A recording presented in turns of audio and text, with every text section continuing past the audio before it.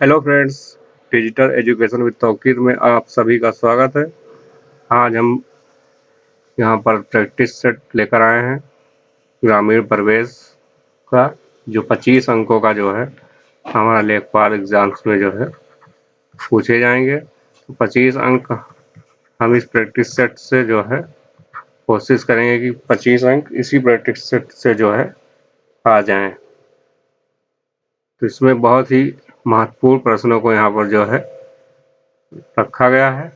सबसे पहला क्वेश्चन हमारे सामने है, ऑपरेशन फ्लड कार्यक्रम को किसने शुरू किया था? ऑपरेशन फ्लड कार्यक्रम को किसने शुरू किया था?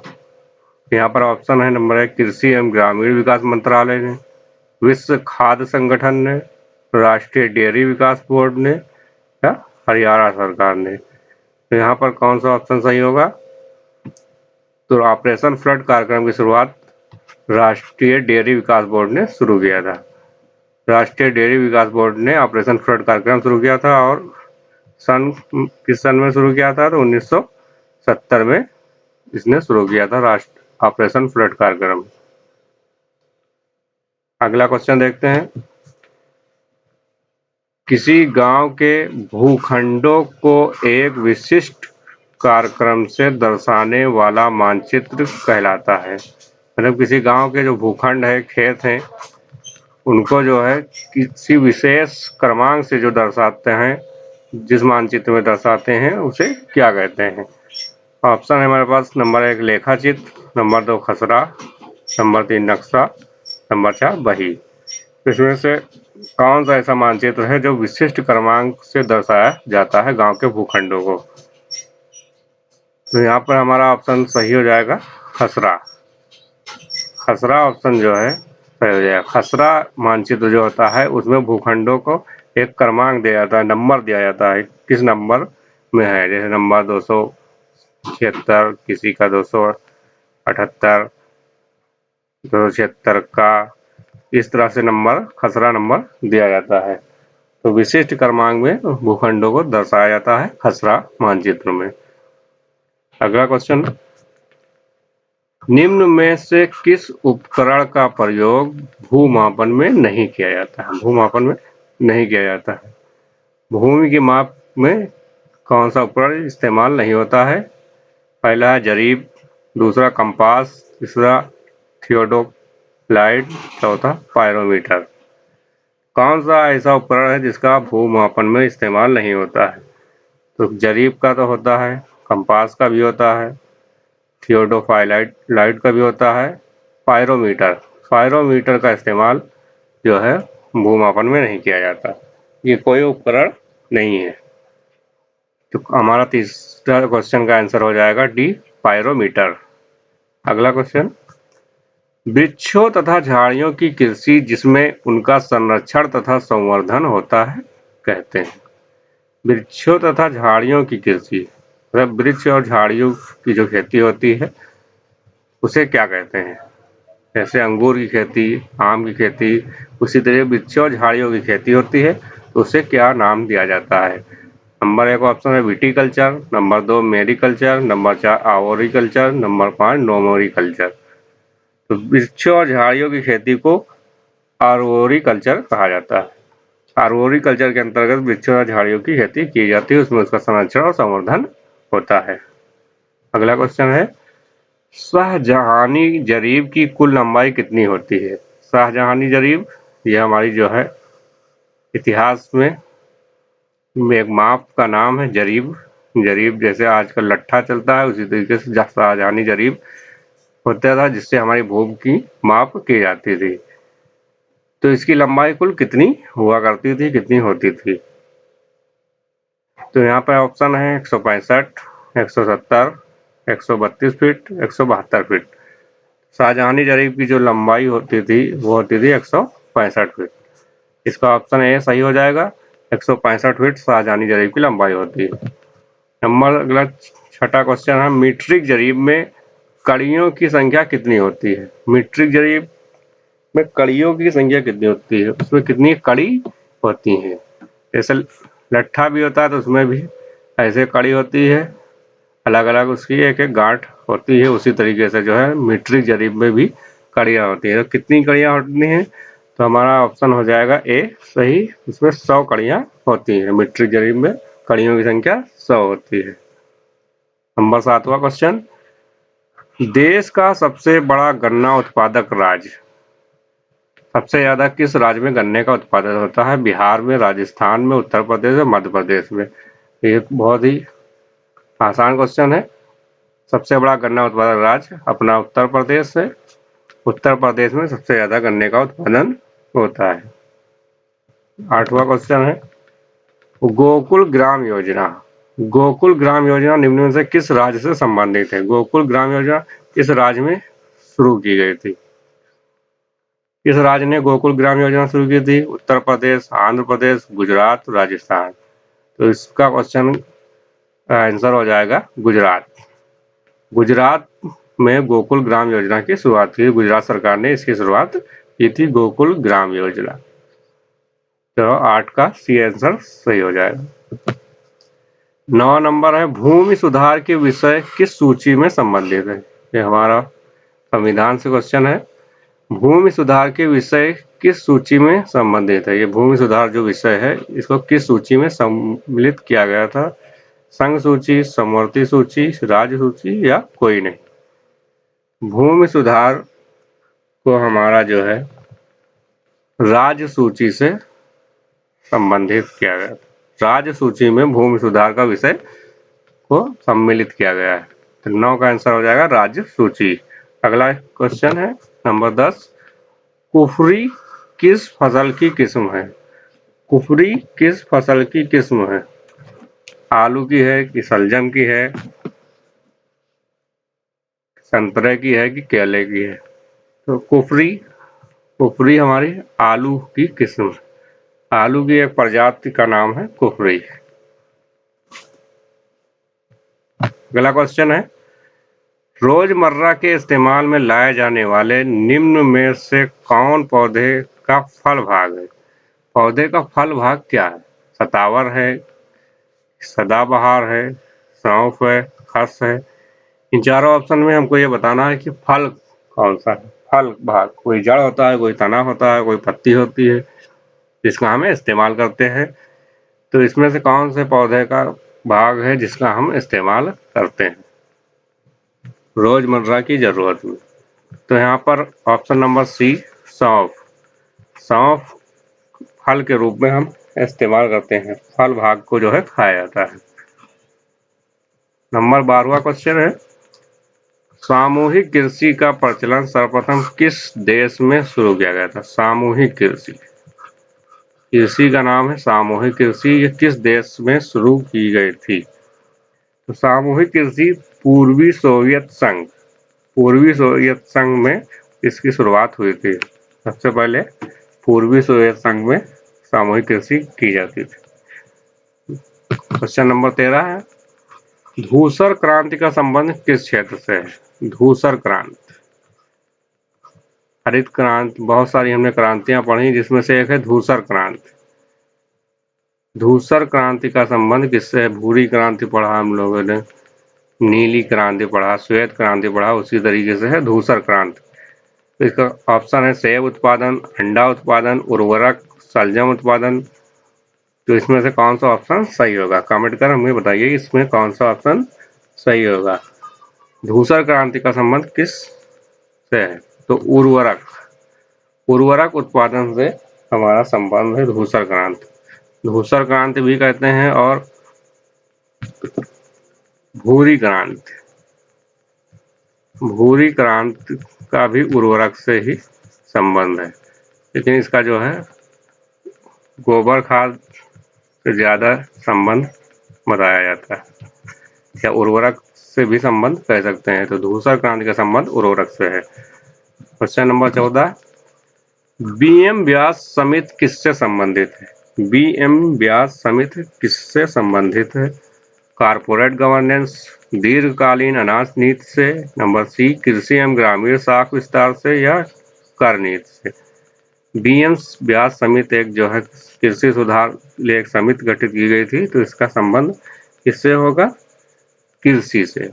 ऑप्शन नंबर सी ही इसका राइट आंसर होगा, क्योंकि इसमें ही कृषि एवं ग्रामीण शाख विस्तार ये ऑप्शन इसमें दिया गया है, कृषि से ही संबंधित था बीएम व्यास। क्वेश्चन नंबर 15, अधिक उपज प्रजाति कार्यक्रम किस वर्ष प्रारंभ किया गया था? अधिक उपज प्रजाति कार्यक्रम को क्या नाम है? अधिक उपज प्रजाति कार्यक्रम किस वर्ष शुरू किया गया था? तो ऑप्शन है 1964 से 65 में, 65 से 66, 66 से 67 में, 55 से 56 में। तो अधिक उपज प्रजाति कार्यक्रम की शुरुआत 1964-65 में हुई थी। 1964-65 में जो है अधिक उपज प्रजाति कार्यक्रम की शुरुआत हुई थी,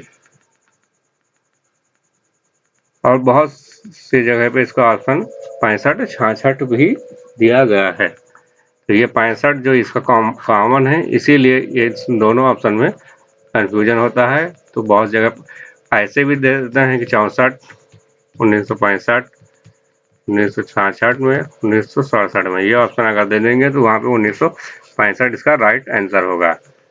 इसलिए इस दोनों ऑप्शन में कंफ्यूजन है। ये हमारा 2015 के एक्वार एग्जाम में पूछा गया क्वेश्चन है। क्वेश्चन नंबर 16 है, राष्ट्रीय कृषि अनुसंधान परियोजना की स्थापना कब की गई थी? राष्ट्रीय कृषि अनुसंधान परियोजना की स्थापना कब की गई थी? तो इसकी स्थापना की गई थी, राइट आंसर होगा 1998 में। 1998 में राष्ट्रीय कृषि अनुसंधान परियोजना की स्थापना की गई थी। क्वेश्चन नंबर 17, सघन कृषि क्षेत्र कार्यक्रम कब शुरू किया गया? सघन कृषि क्षेत्र कार्यक्रम की शुरुआत कब हुई थी?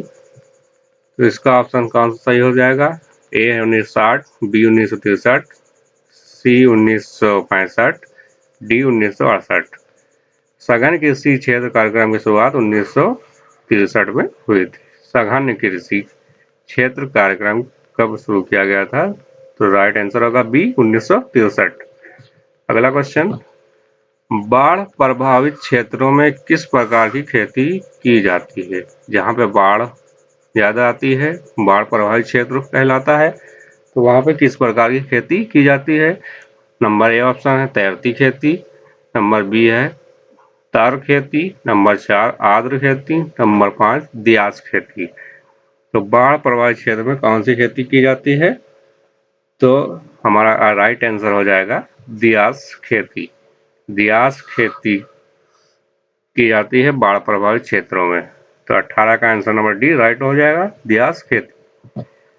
नंबर 19, प्रयोगशाला से खेत तक कार्यक्रम की शुरुआत कब हुई थी? कार्यक्रम का नाम है प्रयोगशाला से खेत तक। प्रयोगशाला से खेत तक कार्यक्रम की शुरुआत कब की गई थी? इसका राइट आंसर हो जाएगा 1979 में। 1979 में प्रयोगशाला से खेत तक कार्यक्रम की शुरुआत की गई थी।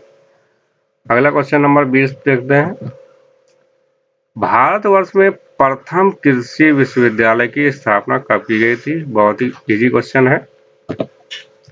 भारतवर्ष में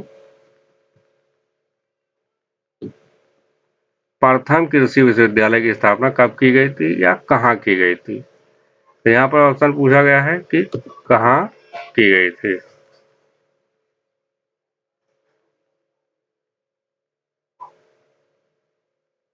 जबलपुर, कानपुर, पंतनगर, कुमारगंज, अयोध्या। मतलब अयोध्या जिले में एक कस्बे का नाम है कुमारगंज। तो कुमारगंज में की गई थी या पंतनगर में, कानपुर में, जबलपुर में? तो भारत के प्रथम कृषि विश्वविद्यालय की स्थापना हमें पता है पंतनगर में की गई थी। पंतनगर में जो इस वक्त मौजूदा उत्तराखंड में है, उत्तराखंड राज्य में, पहले यूपी में था अब उत्तराखंड में है। तो वहाँ पे इसकी स्थापना की गई थी पंतनगर में, प्रथम कृषि विश्वविद्यालय की। अगला क्वेश्चन है, central arid zone research institute स्थित है। Central arid zone research institute कहाँ पर स्थित है? Central arid zone research institute हमारा स्थित है जैसलमेर में, बीकानेर में, जोधपुर में, गंगानगर में। इन चारों ऑप्शन में हमारा ऑप्शन सही हो जाएगा नंबर सी, जोधपुर। जोधपुर में सेंट्रल एरिजोन रिसर्च इंस्टीट्यूट की स्थापना जोधपुर में की गई थी। तो ऑप्शन राइट हो जाएगा सी। अगला क्वेश्चन नंबर 22, प्रोटीन की सर्वाधिक मात्रा पाई जाती है। प्रोटीन की सर्वाधिक मात्रा किसमें पाई जाती है? आपके सामने ऑप्शन है सोयाबीन, अंडा, उड़द, मशरूम। इन चारों ऑप्शन में कौन सा ऑप्शन सही होगा? फटाफट कमेंट करिए। सोयाबीन, अंडा, उड़द, मशरूम। 50 क्वेश्चन लगभग हैं। सभी क्वेश्चन का आप फटाफट कमेंट में आंसर दीजिए और पता करिए कि आप कितने आंसर सही कर पाते हैं। आप लेखपाल बनने के कितने करीब पहुंच चुके हैं, इसके लिए आप फटाफट आंसर करिए और देखिए कि आप कितने आंसर सही करते हैं। तो प्रोटीन की सर्वाधिक मात्रा पाई जाती है, बहुत ही कंफ्यूजन ऑप्शंस में है। सोयाबीन भी है, अंडा भी है, उड़द भी है, मशरूम भी है, लेकिन सबसे ज़्यादा किसमें पाया जाता है? तो सबसे ज़्यादा यहाँ पर option number D, mushroom. Soybean में भी प्रोटीन पाई जाती है। अगर ऑप्शन में मशरूम नहीं होता तो ऑप्शन सोयाबीन सही होता है, लेकिन यहाँ पे सबसे ज़्यादा सर्वाधिक प्रोटीन पाई जाती है मशरूम में। तो क्वेश्चन नंबर 22 का आंसर डी सबसे सही आंसर है, मशरूम। क्वेश्चन नंबर 23 देखते हैं। भारत सरकार द्वारा राष्ट्रीय किसान आयोग का गठन कब किया गया था? भारत सरकार ने राष्ट्रीय किसान आयोग का गठन कब किया था? फरवरी 2004, अप्रैल 2004, सितंबर 2004, नवंबर 2004। हमें तो पता है कि 2004 में हुआ था। बहुत से लोग 2000 सन रट देते हैं कि 2004 में हुआ था, लेकिन उसका मंथ नहीं पता होता है। तो यहाँ पे मंथ ही हमको पता करना है कि किस मंथ में हुआ था। नवंबर 2004 में राष्ट्रीय किसान आयोग का गठन किया गया था। भारत सरकार ने नवंबर 2004 में राष्ट्रीय किसान आयोग का गठन किया था। क्वेश्चन नंबर 24, देश में चावल उत्पादक राज्यों में उत्तर प्रदेश का कौन सा स्थान है? उत्तर प्रदेश चावल उत्पादन में किस नंबर पर आता है? पूरे देश में चावल उत्पादन में उत्तर प्रदेश का कौन सा नंबर है? उत्तर प्रदेश हमारा चौथे नंबर पे आता है। चावल उत्पादन में 4 नंबर पे हमारा उत्तर प्रदेश है। क्वेश्चन नंबर 25, भारत में सामान्यतः खेती की कौन सी पद्धति अपनाई जाती है? भारत में सामान्यतः जनरली कौन सी खेती की जाती है? किस पद्धति पे खेती की जाती है? ऑप्शन है विशिष्ट खेती, शुष्क खेती, मिश्रित खेती, रैचिंग खेती। फटाफट कमेंट करके बताइए कौन सी खेती की जाती है, खेती की कौन सी पद्धति अपनाई जाती है अपने देश में। तो सबसे ज़्यादा अपने देश में खेती कौन सी की जाती है? मिश्रित खेती। अपने देश में मिश्रित खेती की जाती है। हर जगह पे अलग अलग टाइप्स की खेती होती है, इसलिए हम कहते हैं मिश्रित पद्धति अपनाई जाती है भारत में। ऑप्शन नंबर 26, ड्रिप सिंचाई पद्धति का जन्म स्थान कहाँ माना जाता है? ड्रिप सिंचाई पद्धति, सिंचाई की एक पद्धति है ड्रिप सिंचाई। ड्रिप सिंचाई पद्धति का जन्म स्थान कहाँ है? इसकी शुरुआत, इसका आविष्कार कहाँ हुआ था? ड्रिप सिंचाई का आविष्कार कहाँ हुआ था, किस देश में हुआ था? इंग्लैंड, जर्मनी, इजराइल, चीन। तो 26 का आंसर हो जाएगा इजराइल। ड्रिप सिंचाई पद्धति का आविष्कार, जन्म स्थान कहाँ है? इजराइल। इजराइल में ड्रिप सिंचाई पद्धति का आविष्कार हुआ। क्वेश्चन नंबर 27 है, अमरूद उत्पादन के लिए निम्न में से कौन सा जोड़ा प्रसिद्ध है? अमरूद सबसे ज़्यादा कहाँ पे उत्पादित किया जाता है? किन शहर में सबसे ज़्यादा अमरूद उत्पादित किया जाता है? उसमें से 2 शहर के जोड़े दिए हैं, इसमें से आपको बताना है कौन सा राइट आंसर होगा। तो पहला है आगरा प्रयागराज, नंबर बी है प्रयागराज देहरादून, सहारनपुर आगरा, प्रयागराज सहारनपुर। तो इन 2 शहरों में कौन ऐसे 2 शहर हैं, जोड़े हैं, जिसमें सबसे ज़्यादा अमरूद का उत्पादन होता है? क्वेश्चन नंबर 27 का राइट आंसर बताइए। तो अमरूद का उत्पादन के जो शहर है, सबसे ज़्यादा हमारा आगरा में अमरूद का उत्पादन होता है, सबसे ज़्यादा आगरा में होता है। फिर और अगर दूसरे नंबर पर बात करें तो दूसरे नंबर प्रयागराज है। दूसरे नंबर पर प्रयागराज है और आगरा है। तो आगरा प्रयागराज का जो जोड़ा है, यही हमारा राइट आंसर हो जाएगा। देहरादून में होता नहीं है, सहारनपुर में नहीं है उतना, इसमें भी सहारनपुर नहीं है, तो हमारा राइट आंसर हो गया आगरा प्रयागराज। अगला क्वेश्चन 28 देखते हैं। निम्न जोड़े में किसमें उत्तर प्रदेश संपूर्ण देश में अग्रणी है? उत्तर प्रदेश संपूर्ण देश में अग्रणी है। कौन कौन सी फसल में उत्तर प्रदेश नंबर 1 स्थान पर आता है? यहाँ पे 4 फसलें दी हैं, उन 4 फसलें में कौन सा जोड़ा सही होगा? उत्तर प्रदेश में सबसे ज्यादा होता है। पहला जोड़ा है चना गेहूं सरसों गन्ना। चना गेहूं, गेहूं तो होता है, गन्ना होता है, लेकिन ये चना नहीं है। सरसों का उत्पादन में भी अग्रणी नहीं है। यहाँ गन्ना है, गेहूं है, लेकिन सरसों नहीं है। नंबर सी, चना नहीं है, गेहूं है, गन्ना है, जौ भी है, जौ में भी अग्रणी है, गेहूं में भी अग्रणी है, गन्ना में है, लेकिन चना में नहीं है। यहाँ चना सही नहीं है। नंबर डी, गेहूं में अग्रणी है, जौ में भी नंबर 1 है, मूंगफली में नंबर 1 है, गन्ना में भी नंबर 1 है। तो ऑप्शन नंबर डी ही राइट आंसर होगा, क्योंकि चारों फसलें जो गेहूं जौ मूंगफली गन्ना इस साल में नंबर 1 है। उत्तर प्रदेश नंबर 1 है, पूरे देश में सबसे ज्यादा उत्पादन होता है गेहूं जौ मूंगफली गन्ना का उत्तर प्रदेश में। तो 28 का राइट आंसर हो जाएगा डी। अगला क्वेश्चन है 29। उत्तर प्रदेश में सर्वाधिक उत्पादन वाला तिलहन है। उत्तर प्रदेश में कौन सा तिलहन सबसे ज्यादा उत्पादित होता है? सोयाबीन, तिल, सरसों, मूंगफली। तो सबसे ज्यादा यहाँ पर उत्तर प्रदेश में सरसों का उत्पादन होता है। राइट आंसर हो जाएगा सरसों, ऑप्शन नंबर सी। 29 का सी आंसर सबसे राइट आंसर है। सरसों का उत्पादन तिलहन में सबसे ज्यादा उत्तर प्रदेश में होता है।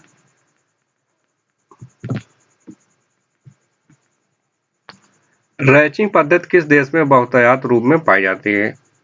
30वां क्वेश्चन है, रैंचिंग पद्धति किस देश में बहुतायत में पाई जाती है? अमेरिका में, ऑस्ट्रेलिया में, चीन में, ब्रिटेन में। तो इसका राइट आंसर क्या हो जाएगा? ऑस्ट्रेलिया। ऑस्ट्रेलिया देश में रैंचिंग पद्धति से खेती की जाती है। रैंचिंग पद्धति से खेती की जाती है ऑस्ट्रेलिया में। तो रैंचिंग पद्धति सबसे ज्यादा कहाँ पाई जाती है? ऑस्ट्रेलिया में। क्वेश्चन नंबर 31 है, सब्जियों की व्यापारिक खेती का क्या कहते हैं?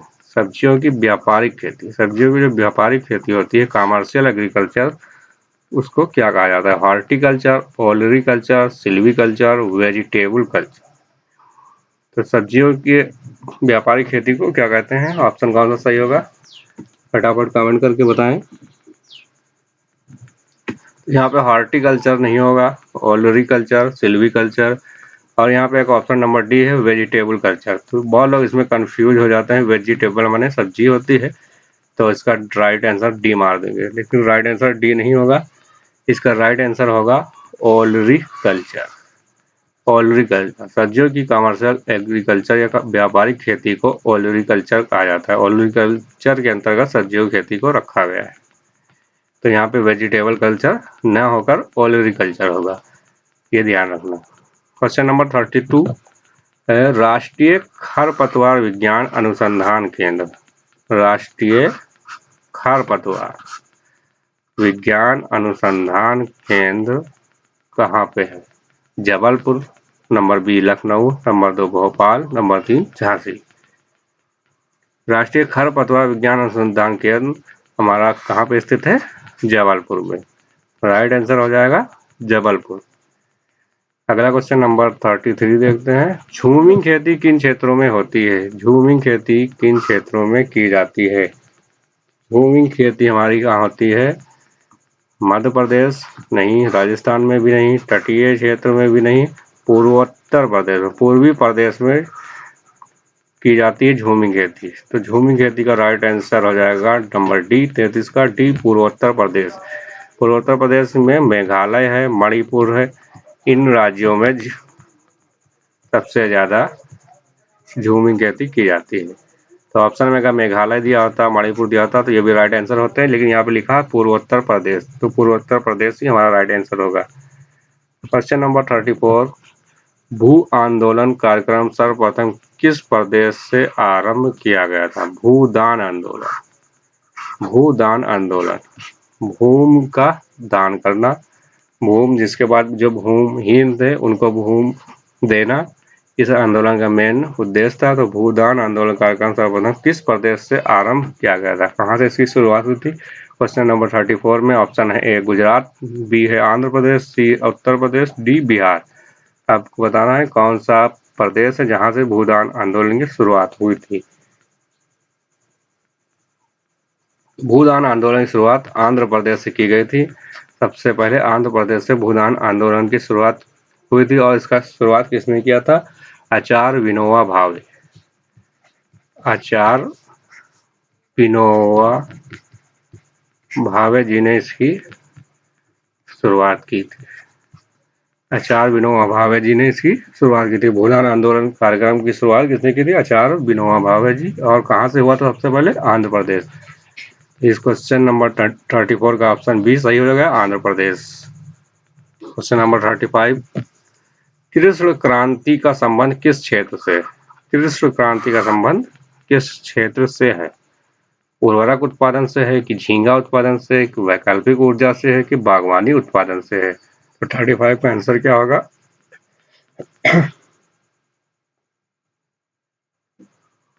कृष्ण क्रांति का संबंध किससे है? उर्वरक उत्पादन का धूसर क्रांति है, झींगा का अलग होता है, वैकल्पिक ऊर्जा बागवानी का दूसरा होगा। कृषि क्रांति का संबंध होगा नंबर सी, वैकल्पिक ऊर्जा। वैकल्पिक ऊर्जा का संबंध कृषि क्रांति से है। कृषि क्रांति में वैकल्पिक ऊर्जा आता है। तो 35 का राइट आंसर सी है, वैकल्पिक ऊर्जा। क्वेश्चन नंबर 36 है, क्यूरिंग की प्रक्रिया किस फसल में संपन्न की जाती है? क्यूरिंग की प्रक्रिया, क्यूरिंग की क्रिया किस फसल में होती है? क्यूरिंग एक पद्धति है, एक जो है क्रिया है, इसको किस फसल में किया जाता है? क्यूरिंग यानी क्यारी होती बनाई जाती है, उसी तरीके से टेक्नोलॉजी है क्यूरिंग। तो क्यूरिंग किसमें किया जाता है? कपास में कि तंबाकू की फसल में कि जूट में कि चाय में? तो इसका राइट आंसर क्या होगा 36 का? ऑप्शन नंबर बी, तंबाकू। तंबाकू में जो है इसका इस्तेमाल किया जाता है। तंबाकू की फसल में जो है क्यूरिंग की क्रिया की जाती है। तो 36 का आंसर बी हो जाएगा, तंबाकू। अगला क्वेश्चन 37 है, बुंदेलखंड क्षेत्र के लिए सर्वाधिक उपयुक्त फसल चक्र है। बुंदेलखंड क्षेत्र में कौन सी फसल सबसे उपयुक्त होती है? वहां पे कौन सी फसल उगाई जाती है जो सबसे अच्छी होती है? तो ज्वार अरहर, नंबर बी मक्का आलू, नंबर 3 धान मसूर, नंबर डी धान मटर। तो धान की फसल बारिश, जहाँ बारिश ज्यादा होती है उन इलाकों में धान की फसल उगाई जाती है। तो बुंदेलखंड में बारिश की कमी है, तो यहाँ दो ऑप्शन तो होगा नहीं। ज्वार अरहर, मक्का आलू, ये ऑप्शन हो सकते हैं। तो यहाँ पे 37 का राइट आंसर होगा ए, ज्वार अरहर। ज्वार अरहर, इनको जल की आवश्यकता बहुत कम होती है, इसलिए बुंदेलखंड क्षेत्र में सर्वाधिक उपयुक्त फसल चक्र है ज्वार अरहर। ऑप्शन अगला जो है क्वेश्चन है 38, किसान क्रेडिट कार्ड 160 फॉर्म में KCC एक योजना थी जिसमें किसानों को ऋण दिया जाता था। किसान क्रेडिट कार्ड वार्षिक समीक्षा की शर्त पर कितने वर्षों के लिए वैध है? इसकी वैलिडिटी कितनी है? तो इसकी वैलिडिटी हमारी होगी 2 वर्ष की, या 3 वर्ष, या 4 वर्ष, या 5 वर्ष। तो KCC की जो वैलिडिटी होती है, वैधता है, वो होती है 3 वर्ष। ऑप्शन नंबर बी हमारा सही हो जाएगा, 3 वर्ष। किसान क्रेडिट कार्ड की वैलिडिटी हमारी 3 वर्ष होती है। प्रत्येक 3 वर्ष बाद इसका रिन्यूअल किया जाता है। अगला क्वेश्चन नंबर 39 है, खेती की वो कौन सी प्रणाली है, कौन सा सिस्टम है जिसमें किसान का राज्य से सीधा संबंध होता है? किसान का राज्य से मतलब राज्य सरकार से सीधा संबंध होता है। कौन सी ऐसी सिस्टम है, ऐसी प्रणाली है जिसमें किसान का राज्य से सीधा संबंध होता है? ऑप्शन ए है संयुक्त खेती, नंबर 2 है काश्तकारी खेती, नंबर 3 है सामूहिक खेती, नंबर 4 सहकारी खेती। कौन सी खेती है जिसमें किसान का राज्य सरकार से सीधा संबंध होता है, डायरेक्ट उसका कॉन्टेक्ट? तो 39 का ऑप्शन हो जाएगा यहाँ पर काश्तकारी खेती। काश्तकारी खेती से किसान का डायरेक्ट संबंध होता है राज्य सरकार से। 39 का ऑप्शन बी सही हो जाएगा, काश्तकारी खेती। ऑप्शन अगला क्वेश्चन है 40। तो वीडियो को स्किप बिल्कुल मत करना, हम पूरे 50 क्वेश्चन से ज़्यादा इसमें क्वेश्चंस यहाँ पर रखे हुए हैं, इसलिए आप एक एक क्वेश्चन आपके लिए बहुत ही इम्पोर्टेंट। इन 10 दिनों में आप एक भी क्वेश्चन छोड़े नहीं, कोई भी क्वेश्चन जो है एग्जाम्स में पूछा जा सकता है, और जितने भी यहाँ पे क्वेश्चन हैं सारे इम्पोर्टेंट क्वेश्चन को रखा गया है। तो क्वेश्चन नंबर 40 है, एग्रो सिल्वीकल्चर का तात्पर्य क्या है? एग्रो सिल्वीकल्चर क्या होता है? नंबर ए फसलें प्लस फल वृक्ष, नंबर बी फसलें प्लस ईंधन के वृक्ष, नंबर सी फसलें प्लस फल प्लस ईंधन वृक्ष, नंबर डी पेड़ प्लस चारागाह प्लस पशु। तो एग्रो सिल्वीकल्चर, सिल्वी आपने पढ़ा, एग्रो पढ़ा, इन दोनों का कम्बाइनेशन जो है उसको क्या कहते हैं, उसका तात्पर्य क्या है? Agro silviculture. एग्रो सिल्वीकल्चर का संबंध फसल और ईंधन के वृक्ष, जो ईंधन के वृक्ष लगाए जाते हैं जैसे जेड्रोफा डीजल के हैं, जेड्रोफा, इन तरीके के जो वृक्ष लगाए जाते हैं इनका संबंध सिल्वीकल्चर कहलाता है। ये सिल्वीकल्चर के अंतर्गत आते हैं। तो फसलें प्लस ईंधन की वृक्ष एग्रो सिल्वीकल्चर, एग्रो फसल हो गया और सिल्वीकल्चर में ईंधन। एग्रो सिल्वीकल्चर का तात्पर्य फसलें प्लस ईंधन की वृक्ष से है। क्वेश्चन नंबर 41 है, सामाजिक वानिकी योजना का कब प्रारंभ किया गया था? सामाजिक वानिकी योजना का प्रारंभ किस सन में किया गया था? ये यहाँ पर क्वेश्चन है। तो सामाजिक वानिकी का प्रारंभ 1986 में किया गया था, 74 में, 76 में, 1979 में। तो 41 का आंसर जो हो जाएगा 1976। 1976 में जो है सामाजिक वानिकी का प्रारंभ किया गया था। क्वेश्चन नंबर 42 है, हरित क्रांति का सर्वाधिक सकारात्मक प्रभाव पड़ा? किस फसल पे जो है हरित क्रांति का प्रभाव, सकारात्मक प्रभाव पड़ा, किसमें सबसे ज्यादा फायदा हुआ हरित क्रांति का? तो ऑप्शन यहाँ पे है चावल के उत्पादन पर, बी मक्का के उत्पादन पर, सी है गेहूं के, डी ज्वार के उत्पादन में। किस फसल के उत्पादन में सबसे ज्यादा हरित क्रांति का असर था, प्रभाव पड़ा? तो सबसे ज्यादा हमको पता है, सबसे आसान क्वेश्चन है, गेहूं के उत्पादन। गेहूं के उत्पादन पर हरित क्रांति का प्रभाव सबसे ज्यादा पड़ा।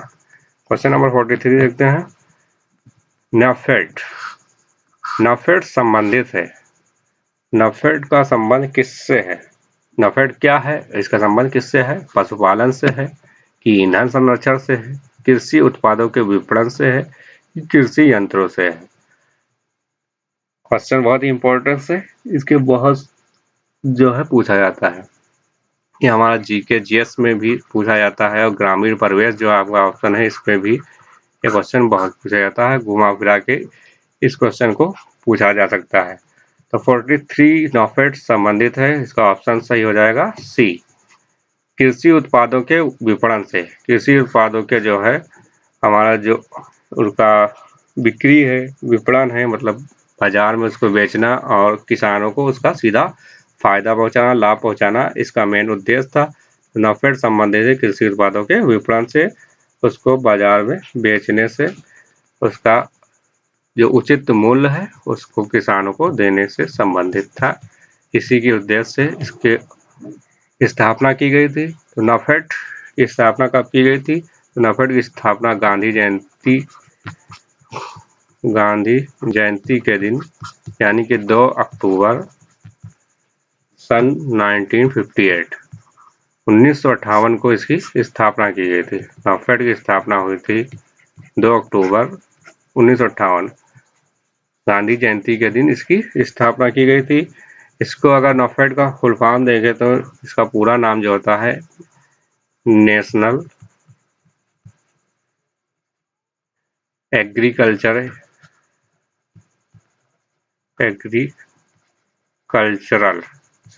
नेशनल एग्रीकल्चरल कोऑपरेटिव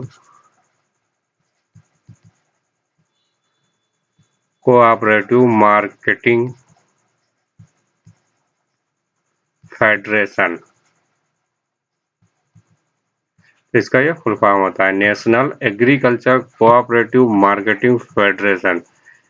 ये नॉफेड का फुल फॉर्म होता है। हिंदी में इसको कहते हैं भारतीय राष्ट्रीय कृषि सहकारी विपणन संघ। भारतीय राष्ट्रीय कृषि सहकारी विपणन संघ। भारत सरकार द्वारा किसानों को उसका उचित जो है जो रेट है वो प्रदान करने के लिए इसकी स्थापना की गई थी। तो नॉफेड का संबंध किससे होगा? कृषि उत्पादों के विपणन से होगा। इसकी स्थापना कब की गई थी? 2 अक्टूबर 1958 को गांधी जयंती के दिन इसकी स्थापना की गई थी। इसका पूरा नाम पूछ सकते हैं तो national agriculture cooperative marketing federation इसकी जो है फुल फॉर्म हो गया। क्वेश्चन नंबर अगला देखते हैं 44। उत्तर प्रदेश में सरसों की कृषि किस मौसम की उपज है? उत्तर प्रदेश में सरसों कृषि की किस मौसम की उपज है? रबी, खरीफ उपरोक्त दोनों है या कोई नहीं है? रबी की है या खरीफ की है? तो सरसों का उत्पादन कब किया जाता है? जब गेहूं का उत्पादन होता है तभी जो है सरसों का उत्पादन किया जाता है। तो गेहूं सरसों किस में आता है? रबी में। रबी में गेहूं का भी उत्पादन होता है, सरसों का। तो सरसों की कृषि किस मौसम की उपज है? रबी की। क्वेश्चन नंबर अगला 45। ऊतक संवर्धन प्रयोगशाला कहाँ है? ऊतक संवर्धन प्रयोगशाला कहाँ पे स्थापित की गई है? इसका सेंटर हेडक्वार्टर कहाँ है? तो ऊतक संवर्धन प्रयोगशाला कहाँ है? Number A Lucknow, number 2 Kanpur, number 3 Prayagraj, number 4 Noida. इनमें से आपको बताना है कौन सा ऑप्शन राइट होगा। तो ऊतक संवर्धन प्रयोगशाला कहाँ पे है? उत्तर प्रदेश की राजधानी लखनऊ में। उत्तर प्रदेश की राजधानी लखनऊ में ऊतक संवर्धन प्रयोगशाला है। और लखनऊ के किस शहर में है? तो अलीगंज में इसकी प्रयोगशाला है।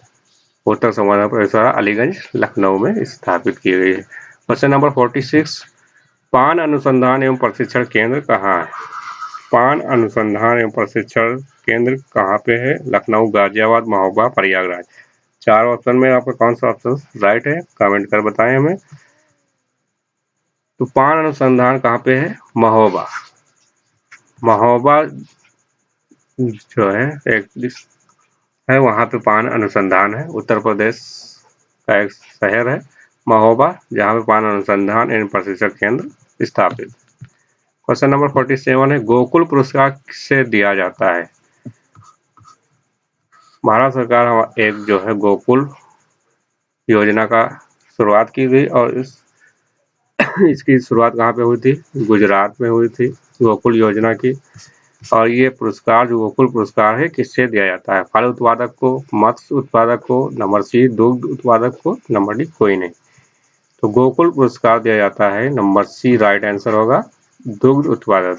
दूध का उत्पादन करने वाले किसानों, व्यापारियों को जो है दिया जाता है। जो गोकुल योजना समिति के जो है सदस्य होते हैं उन्हीं में से किसी एक को जो है दुग्ध उत्पादन के क्षेत्र के लिए गोकुल पुरस्कार दिया जाता है। तो गोकुल पुरस्कार नाम से ही पता है, गोकुल यानी गाय, यानी कि इसका संबंध सीधे आप जो है रख सकते हैं दूध। तो दुग्ध उत्पादन से है गोकुल पुरस्कार, दुग्ध उत्पादक करने वालों को दिया जाता है। तो 47 का राइट आंसर सी होगा। 48 क्वेश्चन देखते हैं। नाबार्ड जो ग्रामीण विकास के लिए ऋण देता है, नाबार्ड आपने नाम सुना होगा। नाबार्ड, नाबार्ड एक संस्था है।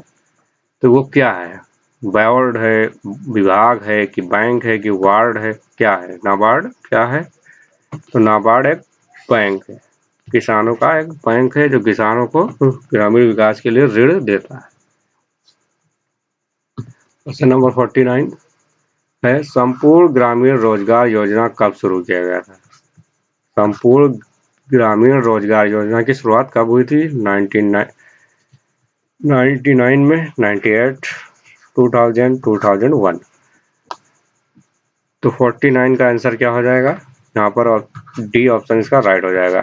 2001, 2001 में संपूर्ण ग्रामीण रोजगार योजना की शुरुआत की गई थी। अगला क्वेश्चन है और लास्ट क्वेश्चन है, प्रदेश में चकबंदी योजना किस वर्ष प्रारंभ की गई थी? यह भी बहुत ही महत्वपूर्ण क्वेश्चन है। चकबंदी योजना चकबंदी योजना की शुरुआत कब की गई थी, चकबंदी क्या होती है, तो चकबंदी के बारे में भी क्वेश्चन आपसे पूछे जा सकते हैं। तो इसमें एक क्वेश्चन है, चकबंदी योजना की शुरुआत कब हुई थी। तो चकबंदी योजना की शुरुआत हमारे यहाँ पे ऑप्शन है 1947, 1952, 1953, 1954। तो नंबर 50वां क्वेश्चन का आंसर हो जाएगा 1954। चकबंदी योजना की जो शुरुआत हुई थी 1954 में की गई थी। इस तरीके से आप यहाँ पर पूरे 50 क्वेश्चन प्रैक्टिस किए। तो आप हमें कमेंट करके बताएं कि आपने 50 में से कितने क्वेश्चन सही किए। 50 में से आपने 20 किए, 40 किए कि 50 किए, कितने क्वेश्चन सही किए हैं। और अपने आप को ये जो है जांच करें कि आप लेखपाल बनने के कितने करीब हैं, क्योंकि ग्रामीण परिवेश जो पोर्शन है उससे 25 अंक का क्वेश्चन आपका 1/4 पूरे पेपर का क्वेश्चन आएगा। तो आपको इस ग्रामीण परिवेश को हल्के में नहीं लेना है और इसके जितने भी प्रैक्टिस सेट है उसको करना है, और यहाँ पर हम भी करवा रहे हैं। एक एक क्वेश्चन बहुत ही इम्पोर्टेंट है। तो अगर आप चैनल पर नए हैं तो इसको सब्सक्राइब जरूर करें ताकि आपको इसी तरीके की वीडियो आप तक पहुँचती रहे, और इसको अपने फ्रेंड्स सर्किल में शेयर जरूर करें।